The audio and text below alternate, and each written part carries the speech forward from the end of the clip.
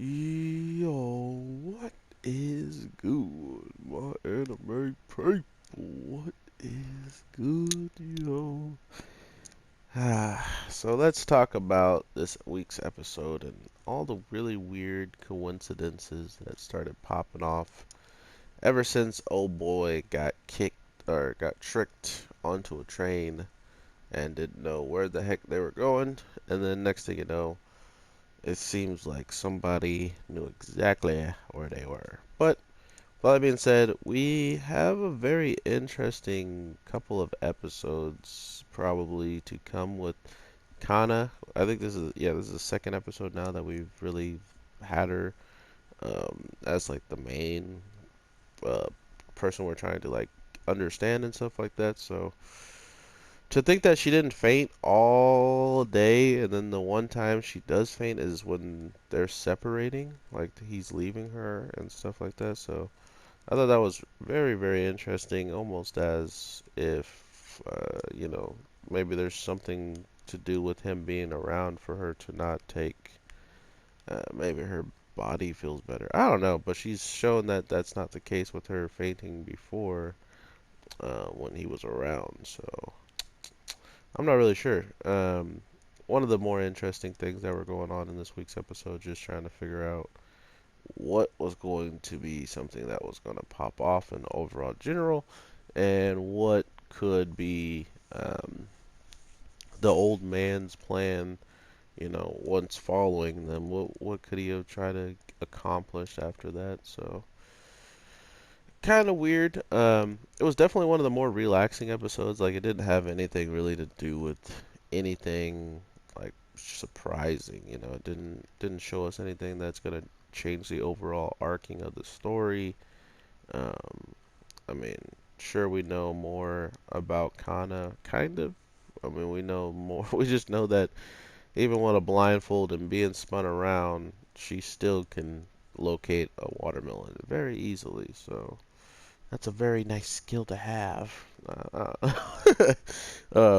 But yeah, it just felt like this was one of the episodes where they got to chill because it's one of the classmates and stuff. You get to just kind of, play on the fact that they all haven't hung out with each other like this before, and just the weird part of the guy biting someone once he's still in a hard day's sleep. So it was just a lot of weird stuff this week's episode.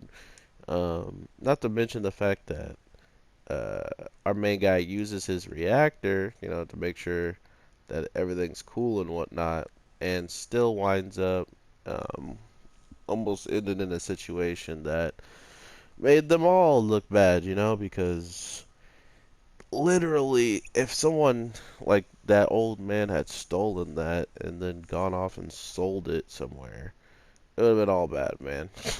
Like, just period.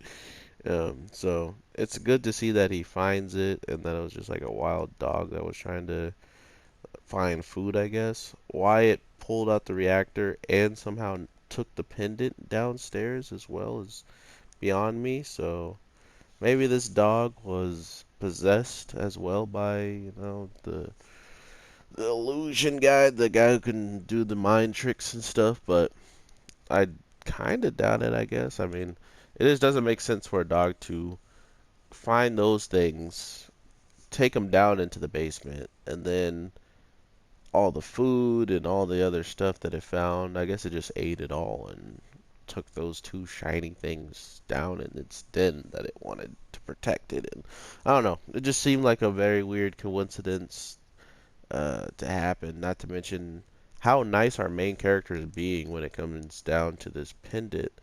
I mean, he literally has the opportunity to take it and plug it into his reactor, and that's like the least thing on his mind at this point. So he's one of those people that he has an objective, but he doesn't really care to get it done if there's so much going on. Um, I mean, but we did see a case where he literally did not stop, like, trying and forcing himself to get better situations with his mom and well, his stepmom, And now we kind of know that because he did that, he hasn't really done it again, so to speak. Like he hasn't gone extensively using the button to just fix one scenario, and we get this like overall maturity from him when he sees that the dog had ruined everything. I mean, even when the dog runs away, it knocks the fireworks into um, like ashes or like a still burning little bit wood enough to catch those fireworks on fire, which then all the fireworks go off right in front of him, on the porch and almost burn him, So it was just a really rough summer day, and he could have easily, went back and fixed it all and knew everything that was gonna happen. But what he says is, this is only fun because it's never going to come back. This is never going to happen again because this is it for this is our summer, and we just got to accept that. And it was cool to hear him mature even with all the power he has. Not to mention the fact that every time he uses this thing, he practically loses. He loses his place where he is, like in this spot that he is. So I think that might also go through his mind is if I start using this reactor, like he's already had it procced up and ready to use, but if he used it um, and things were different the second time around and they use it again, I think he just doesn't want to keep disappearing. I think he wants to find his spot and hope that this spot is his, even though knowing that he hasn't met his dad yet, it's probably not the right spot, right? Like he said, you're going to meet me. It's fate. And we've seen how powerful fate is when it comes down to his stepmom and that overall situation. And not only that, but even his teacher that has a crush on him. So fate is definitely playing some type of role in all of this, and they're still trying to figure out just what the heck they can do to get past it all. So interesting enough, this episode didn't really get into anything but just having kids be kids and chill and kick it and get to know each other and enjoy their time. So, not much to really express in this week's episode as much as it's just like, oh, it was a nice episode seeing the bikini scenes.